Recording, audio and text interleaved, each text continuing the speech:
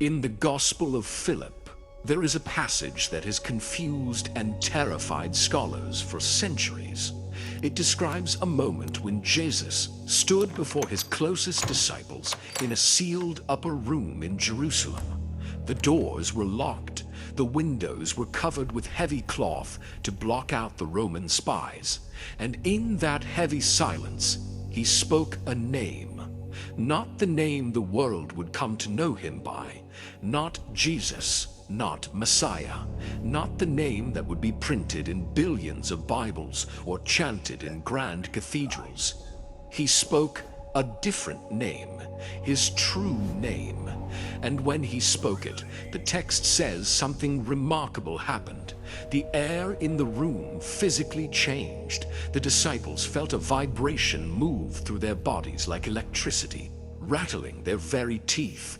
And somewhere beyond the walls of that room, in dimensions the human eye cannot see, the rulers of this reality, the Archons, began to tremble. This was not a prayer. This was not a blessing. This was a frequency, a sonic weapon so powerful that the architects of this false reality could not withstand it. The church found this passage, they read it, and they burned it. They didn't hide it because it was a lie. They hid it because it was dangerous.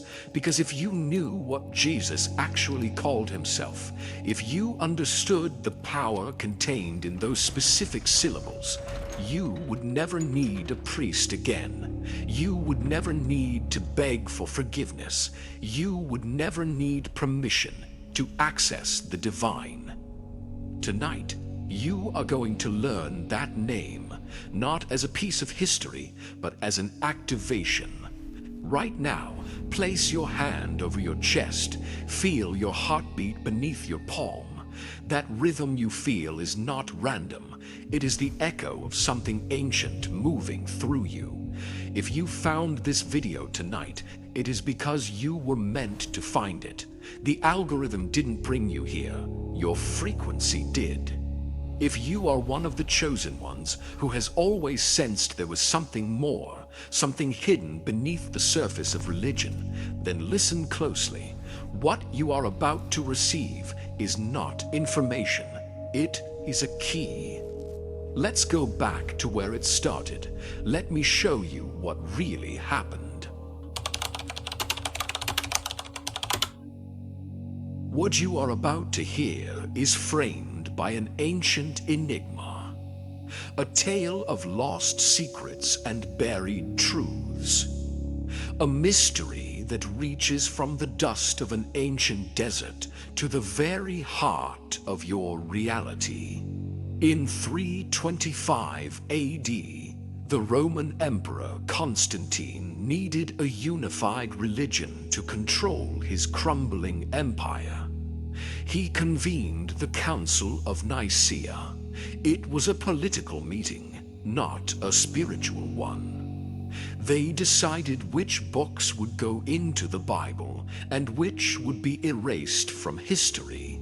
They chose the books that taught obedience. They chose the books that depicted God as a distant king and humans as sinful subjects.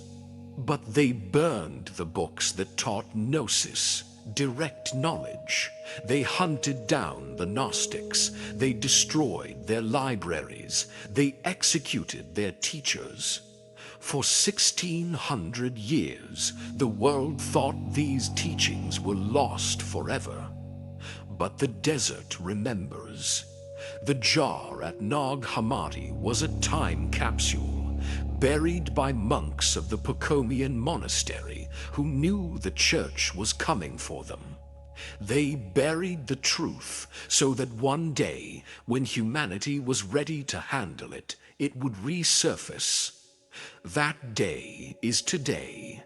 And what they were hiding was the truth about the entity you call God and the tragic mistake that created our world.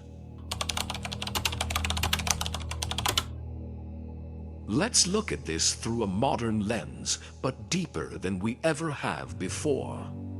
Most of you have seen The Matrix. You know the premise. Humanity is trapped in a simulated reality. The Wachowskis admitted this was an allegory for Gnosticism, but the movie left out the most heartbreaking part of the story, the mother. In standard religion, God is a father figure, but in the Gnostic texts found in that jar, specifically the Apocryphon of John, the story begins with the Eons, beings of pure light who live in the pleroma, the fullness. The youngest of these Eons was named Sophia, wisdom. Sophia wanted to create something beautiful, just like the ultimate source, the monad. But she made a mistake. She tried to create alone, without her masculine counterpart. In the Gnostic view, creation requires balance, positive and negative, masculine and feminine. By creating in isolation, she produced an imperfection, a shadow. Instead of a being of light, she gave birth to a monstrous entity, a being with the body of a serpent and the head of a lion. His eyes flashed with fire. Sophia was horrified. Ashamed of her creation, she cast him out of the pleroma. She hid him in a thick cloud where the other Eons could not see him. She named him Yaldabaoth, the child of chaos, the Demiurge.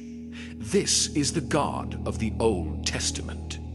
Because Yaldabaoth was born in isolation, he did not know about his mother. He did not know about the monad. He opened his eyes in the darkness and saw only himself. He went mad with ego. He shouted into the void, "I am God, and there is no other God beside me." Hearing this, Sophia cried out from the heights. Her voice echoed, "You lie, Samael." Samael means God of the blind. But the Demiurge could not see her. He only heard the voice. He panicked. To secure his power, he began to build. He created a world of matter to hide in. This world. He created the planets, the stars, and the physical laws to act as the bars of a prison. And to help him run this prison, he created his own offspring, mindless robotic entities known as the Archons. The Greek word archon simply means ruler or authority. Just like the agents in the Matrix, the Archons guard the simulation. They operate in the unseen dimensions, what we might call the astral plane or the fourth dimension. They don't have souls. They don't have creativity. They can only copy, corrupt, and invert. And here is the terrifying truth about their purpose. They are hungry. Because they were cut off from the source, the monad, they have no internal energy supply. They are like batteries that constantly run out. To survive, they must feed. And what do they eat? They feed on frequency. They feed on the energy generated by the divine sparks trapped in this world, us. But they cannot digest high-frequency energy like love, joy, or peace. That energy burns them. They can only digest low-vibration energy. Fear, anxiety, guilt, shame, desperation, rage. Look at the history of our world. Wars, plagues, inquisitions, constant suffering. Why? The Gnostics say this is not accidental. This is farming. Every time you watch the news and feel that pit of dread in your stomach, you are being harvested. Every time you hate yourself for a mistake, you are being harvested.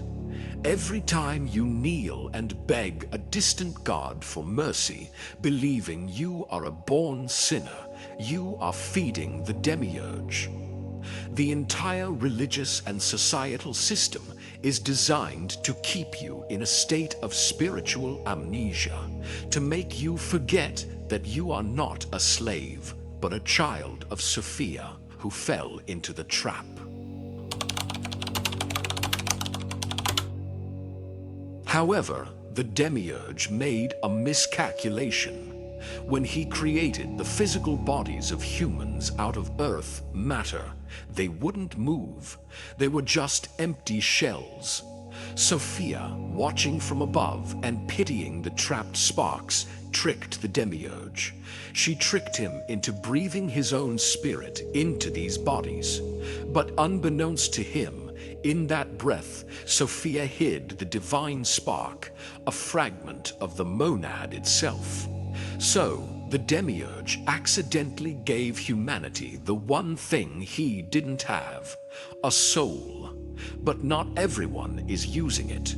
The Gnostic text, the Tripartite Tractate, classifies humanity into 3 distinct types. You need to know which one you are. 1. The Hylics, the material ones. These are the people who are entirely focused on the physical world. They identify 100% with their bodies. They are obsessed with money, status, physical pleasure, and appearance. They have no interest in the spiritual. If you talk to them about the soul, they look at you blankly. They trust the system implicitly. The Gnostics believe that when Hylics die, they simply dissolve. They are part of the simulation's background code. 2. The psychics, the soul ones. This is the majority of humanity. They have a soul. They feel emotions. They follow religions. They want to do good, but they follow the rules of the Demiurge. They believe what they are told by authority figures. They rely on external validation, priests, politicians, gurus to save them. They are good people, but they are asleep.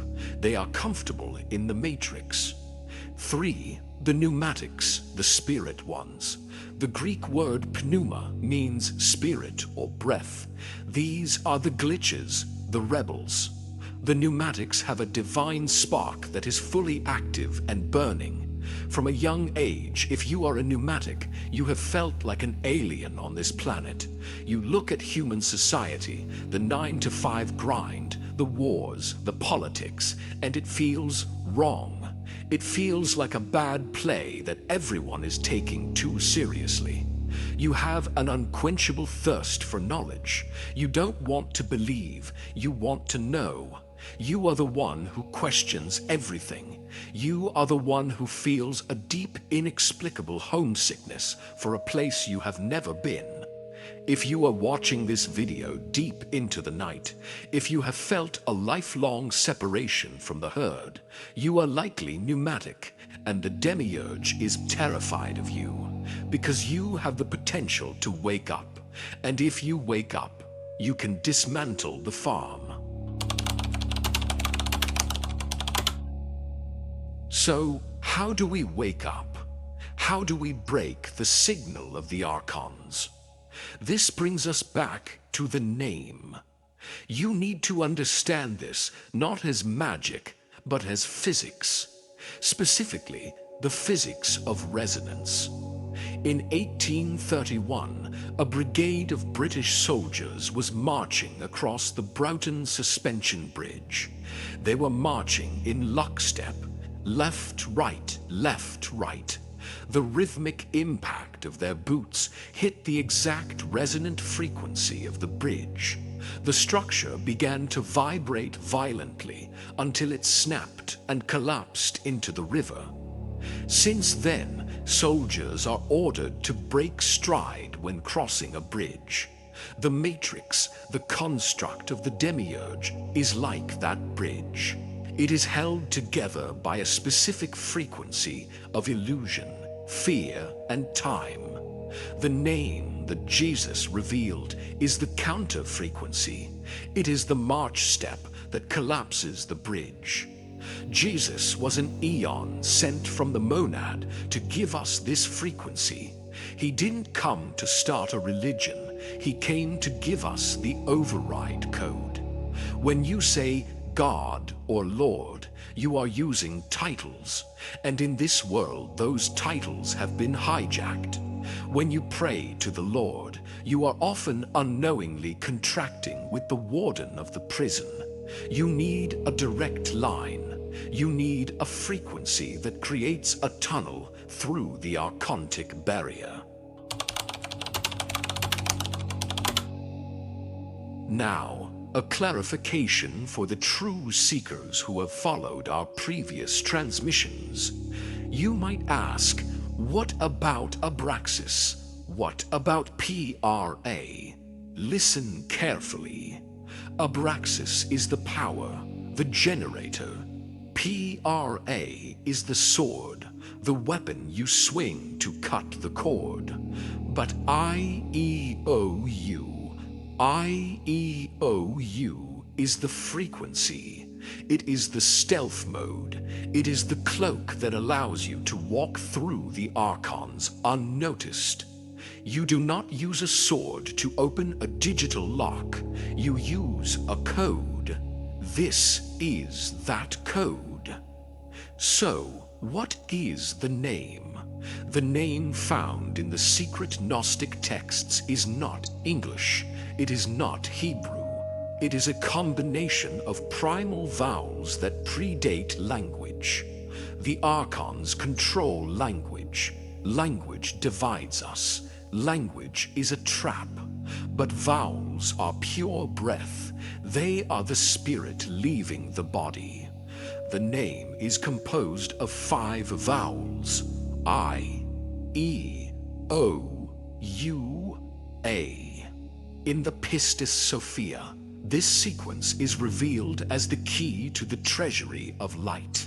Let's break down the code. I, iota, the center, the axis. It resonates with the pineal gland. E, eta, the breath, the wind of the spirit. O, the completion, the circle. U, the connection, the chain linking the spirit to the body. A, the primal source, the monad itself. But before you speak it, there is a prerequisite found in the Gospel of the Egyptians. Sige, silence. The Gnostics taught that the highest name of God is silence. Before you can activate the sound, you must achieve inner silence. You must stop the chatter of the mind, which is the radio station of the Archons. Only from the void of silence can the true sound emerge. When these sounds are combined, they form the great name, I-E-O-U. Listen to how it sounds. It is not spoken sharply. It is intoned like a Tibetan bowl. E, A, ooh, ooh. The Archons are beings of rigid structure, geometry. Vowels are fluid, waves. The wave breaks the structure. When a pneumatic speaks this vibration with intention, it creates a harmonic shield. It renders you invisible to the archontic parasites. It is a cloak of light. I am going to give you the protocol. This is the activation ritual. Use this tonight. But a warning, do not do this if you are not ready for your reality to shift. The Matrix protects itself. When you start poking holes in the simulation, things get weird. Glitches will happen. You might see 1111 everywhere.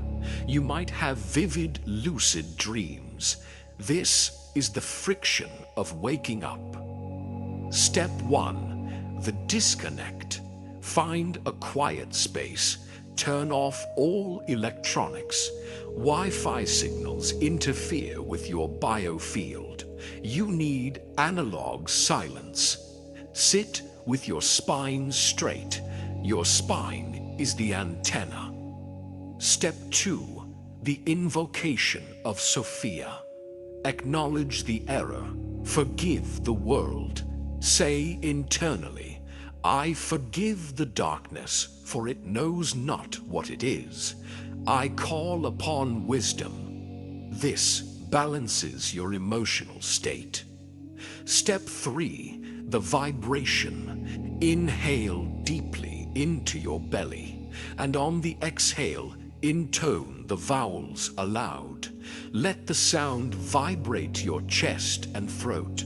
E, E, O, U, Ah. Do not rush. Let each vowel flow into the next.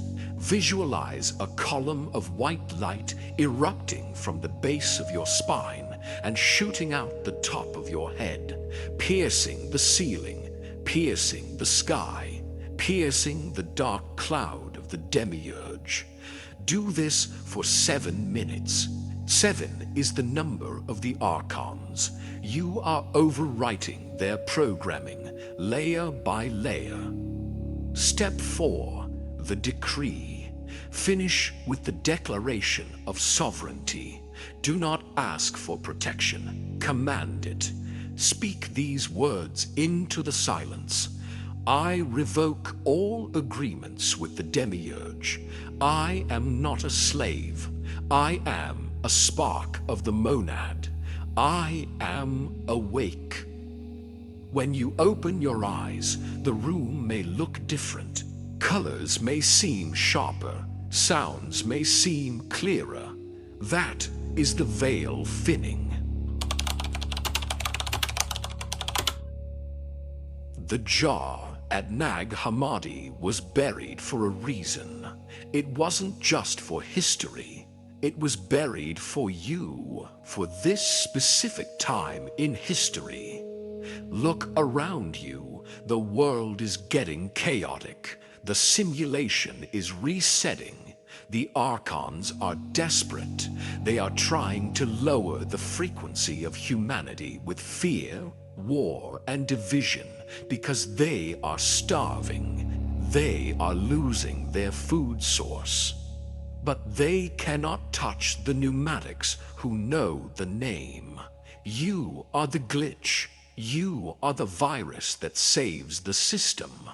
You have been taught that you are small, that you are sinful, that you are powerless.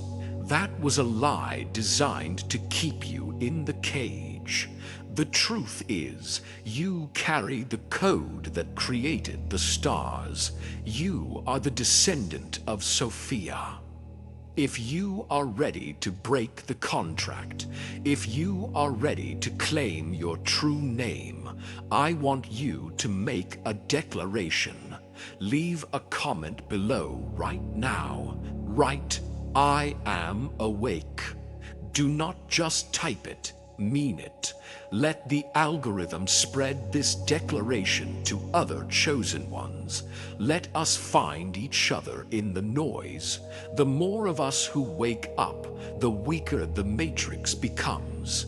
Subscribe to this channel if you are ready for the advanced keys. Next, we will discuss the bridal chamber and the final union of opposites. You are pneumatic. You are chosen. Welcome home.